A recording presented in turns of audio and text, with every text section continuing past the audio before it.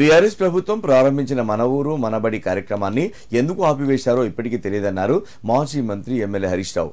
ఈ విద్యా సంవత్సరంలో ప్రభుత్వ పాఠశాలలో 47,000 మంది పిల్లలు తగ్గారని గణాంకాలు చెప్తుంటే 2 లక్షల మంది పిల్లలు పెరిగారని రేవంత్ రెడ్డి అబద్ధాలు చెప్తున్నారని ఆగ్రహం వ్యక్తం చేశారు.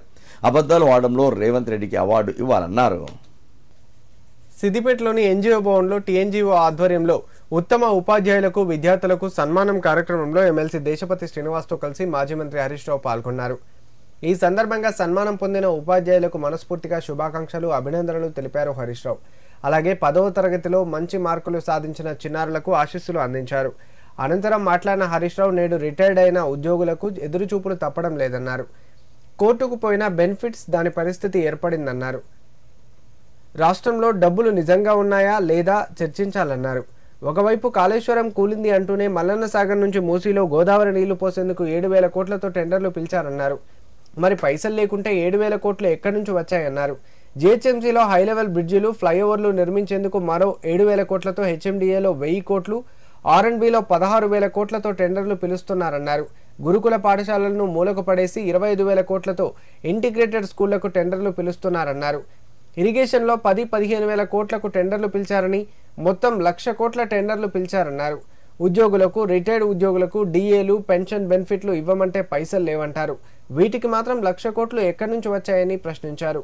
పైసలు లేకనా, ఉద్యోగులపై మనసు లేకనా అన్నదే ప్రశ్న అన్నారు. కాంగ్రెస్ ప్రాధాన్యతలో ఉపాధ్యాయులు, ఉద్యోగులు, రిటైర్డ్ ఉద్యోగులు లేరా అని ప్రశ్నించారు. ఉద్యోగుల బెనిఫిట్స్ ఎందుకు రావడం లేదన్నది చర్చ చేసి అందరూ ఆలోచించాలన్నారు హరీష్ రావు. రాష్ట్రంలో ఏం జరుగుతుందో మీ అందరికీ తెలుసు.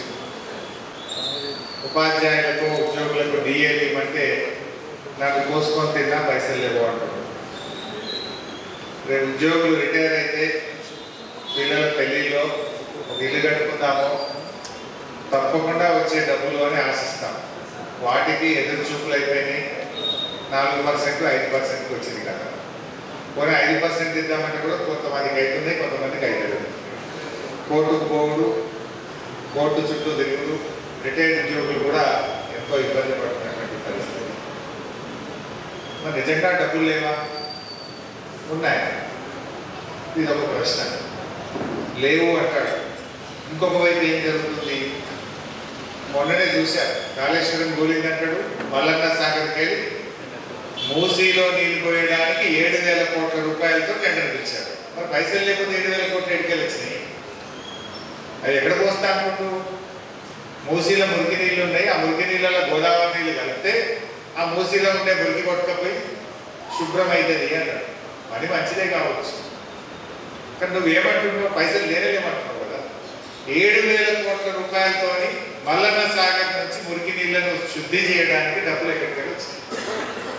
ఒకటి. మొన్న జిహెచ్ఎంసీలో ఒక 7,500 కోట్లతోని హై లెవెల్ బ్రిడ్జిలు, ఫ్లైఓవర్లకు టెండర్లు పిలిచారు. హెచ్ఎండిఏలో 10,000 కోట్ల రూపాయలకు టెండర్లు పిలిచారు. ఆర్ఎండ్బిలో 16,000 కోట్ల రూపాయలతో టెండర్లు పిలుస్తున్నారు. గురుకుల పాఠశాలలనేమో మూలకు పడేసి, అదేమో స్కూల్ అనే కదా, ఇంటిగ్రేటెడ్ స్కూల్, దానికి 25,000 కోట్ల రూపాయలతో టెండర్లు పిలుస్తుంది. ఇంటిగ్రేటెడ్ స్కూళ్లకు ఒక్కొక్క స్కూల్కు 200 కోట్ల చొప్పున 25,000 కోట్లతోని వాటికి టెండర్లు పిలుస్తున్నాడు. 7,000 కోట్లతో మల్లన్న సాగర్కి పిలిచిండు, 10,000 కోట్లతో హెచ్ఎండిఏలో పిలిచిండు, 7,500 కోట్లతో జిహెచ్ఎంసీలో పిలిచిండు, 15,000 కోట్లతో ఆర్ఎండ్బిలో పిలిచిండు. అన్ని కలిపితే 1,00,000 కోట్లు దాటి. ఇరిగేషన్లో ఆడొక 15,000 కోట్లు పిలిచింది. మరి మా ఉద్యోగులకు వస్తే వరకే, మా రిటైర్డ్ ఉద్యోగులకు పెన్షన్ బెనిఫిట్లు ఇవ్వంటేనేమో పైసలు ఇవ్వంటాడు. వీటికి మాత్రం 1,00,000 కోట్ల రూపాయలు ఎక్కడి నుంచి వచ్చాయి? పైసలు లేకనా, మనసు లేకనా అన్నదే ప్రశ్న.